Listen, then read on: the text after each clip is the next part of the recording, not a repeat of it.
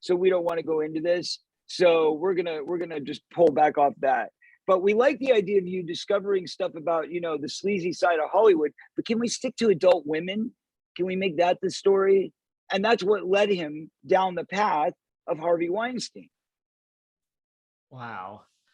Why do you think that is? Do you think it's just the world still doesn't accept like this happening? It's not the world. No. It's not the world. It's that there's a big dark power that's controlling this. And God forbid that people actually know how dark and disgusting it really is that they're raping little boys. And I'm not saying everybody's doing it. There's a lot of good people in this industry that really honestly have no clue what I'm talking about. And they probably do think I'm crazy. But I got news for you. I lived my life and I saw what I saw. And Corey saw what he saw. And, you know, we had our experiences that we shared. And that's it. Nobody can take that away from me, no matter what. And at the end of the day, it's the greatest fear. Why? Because that would mean they actually have to go in and clean it up. That means that they actually have to go in and do something. I mean, I had a whole list of laws that I wanted to change, and there was only really 3 primary ones, very simple laws, very easy changes and fixes for SAG.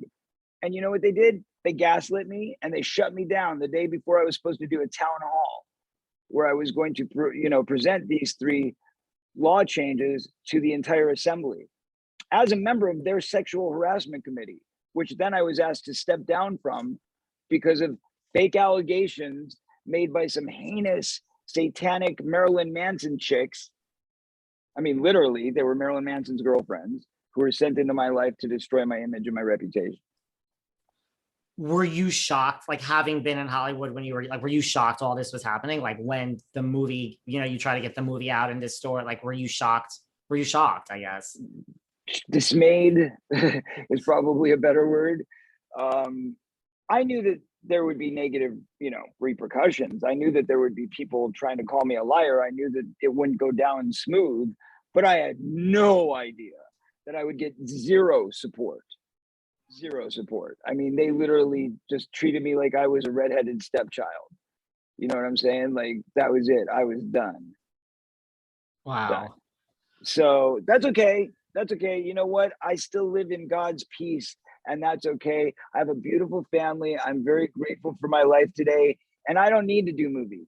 I don't need to do movies to make me happy. That's the decision that I came to. So you had asked, what point did I make the decision that I wanted to do it? Well, when I got out of rehab and I was faced with, at 18 years old, my career may be over because I did drugs and everybody knows it. So now that I'm sober, what am I going to do? And I had to make that decision. Do I stay in the game or do I drop out? And at that point, I made the decision that, like, you know what, if it's meant to be, it will be, and it will be God's will. And if I get more movies, then I get more movies. And if I don't, then that's okay too. I'll have to find a way to be happy with Corey, which I'd never known. Nobody ever taught me that it was okay just to be happy with me. And so I finally figured that out. And I made the decision that, like, that's where it was at. And it was okay if it was a no-go, if we were done, that was okay. And I lived with that. I prayed on it. And then, of course, everything seemed to get better. I started doing, little independents, and I built my way back up. And next thing you know, I was on a CBS Warner Brothers television series. And then, that eventually led to a couple movies, and I was in Universal's Bordello of Blood, which was Tales from the Crypt movie, and, another Ninja Turtles movie. So there were, regular movies, and things seemed to be getting back on track. And then, but I was always fighting this thing of, they were like, oh, drug counselor, rehab guy, Corey Feldman. Like, they always wanted to put some kind of name tag on me that made me seem less credible or a little bit crazy. Or, the best part was 10 years after I'm sober, when they're saying I'm a cokehead, and I would see this everywhere, bad boy Corey Feldman or crazy Corey Feldman, who's probably on blow right now. And I'm like, guys, I haven't done blow in 30 years. Wake up, smell the roses. Or like the whole Today Show thing, like you just said, like when you were doing your music, that had a whole thing, like right after it. Well, exactly, because why? Because it was a setup. The whole thing was a setup. They were trying to justify the means of why they would put Corey Feldman on a top-rated slot in the morning.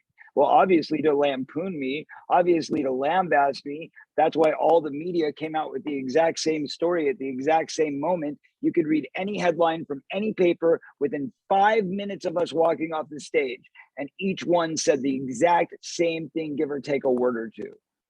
Is that Wow. coincidence or is that synchronicity? Yeah. Did you enjoy the time back when you were making these blockbuster films? I mean, like Goonies, like you were in like anyone that grew up in that period, like these are the movies that define. I was an abused slave child. How would you enjoy it? Not at all. Right. I mean, it wasn't about fun for me. It was about, this is my work. This is my plight. This is what I do. And I hate to break people's illusions, but the truth of the matter was I was a slave child. Okay. Now, that said, I did meet people on Goonies and become friends with them and stay friends with them for most of my life. And yes, we're still in touch today. And the same with Stand By Me and the same with Lost Boys. And, what happened with Corey and I, we became best friends. And that was a beautiful friendship for 25 years, you know?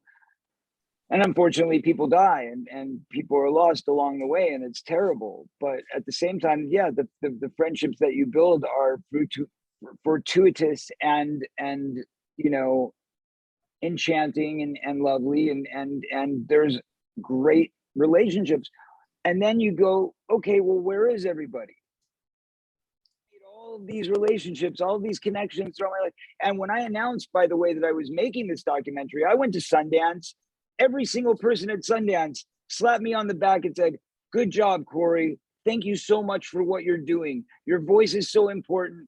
Thank you for standing up for the kids. Thanks for letting people know what's going on. We got to get rid of this stuff in the industry. Everybody, I mean, every person, news interview that I went to do, and the media was supporting me all the way up until the release date. And then all of a sudden it was like the release happened, COVID hit, and that was their excuse to shut me down. Like literally since COVID, it was like, oh, sorry, we don't have time to talk to you. Wow. Yeah, like, oh, we don't have time to talk to you. We've got to deal with COVID. There's much more important things going on in the world.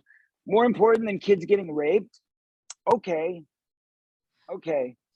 And you think even with this whole like Me Too movement and all this, like you think it's just as like we haven't come far, like it's just as bad today as. Let me ask you a question.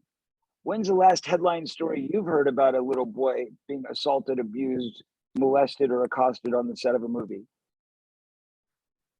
On the set of a movie, I can't think of one that comes to mind. Exactly. So are you telling me you think that it's never happened? It only happened to me and Corey, and it never happened to any other boy? No, I am definitely not saying that. Okay, so then why aren't they talking about it? If the Me Too movement means anything, then where's all the boys